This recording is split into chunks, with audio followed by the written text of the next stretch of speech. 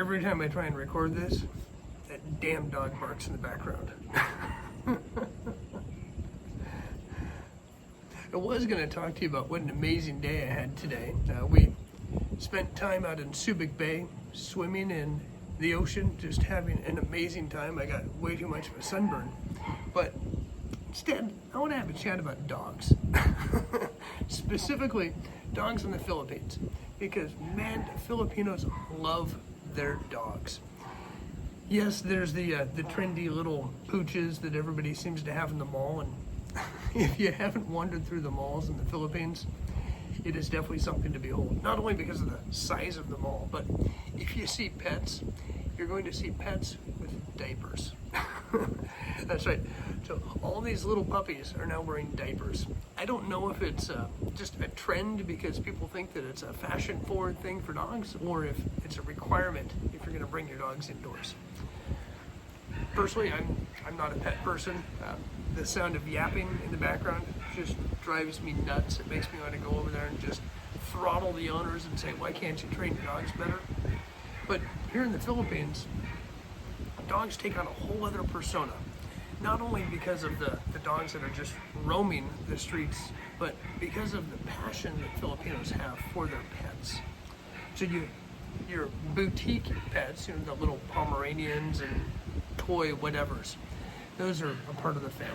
And it's not uncommon to have 3, 4, maybe even 5 of these little rugrats running around your house. So as Filipinos are starting to have less and less kids with the future generations, they're starting to have more and more pets to make up for it. But then there's the other dogs that you have, and that's for your home security.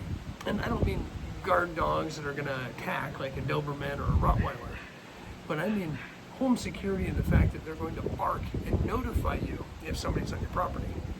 Or, as you hear across the street, just barking to let you know they're alive. we have friends that are just a few lots over, and the owner is absolutely hilarious, but he loves his dogs, and he has 13 of them. And these aren't your well-groomed, nice, friendly puppies that you would think of back home in the United States. These are as close to stray dogs as you can get without actually being strays. They provide a kennel for the dogs to sleep in at night, and they are sustained off of table scraps and random food sources. You won't see anybody buying dry dog food or canned dog food here. Your dogs are kind of your garbage disposal. But it's not uncommon for you to walk down the street and find a half a dozen stray dogs.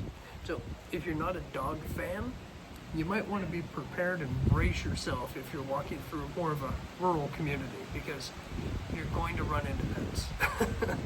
But my son, for example, he's 6 years old. He's a cat person, terribly afraid of dogs, and because he's small, dogs love him, and they run up and they want to just play.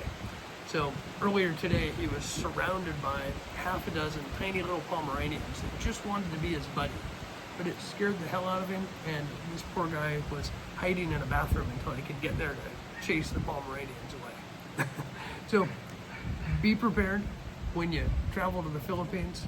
You're going to see a lot of dogs. You're going to see a lot of stray cats too, but they keep their distance. The dogs, on the other hand, they're underfoot. They're everywhere. There's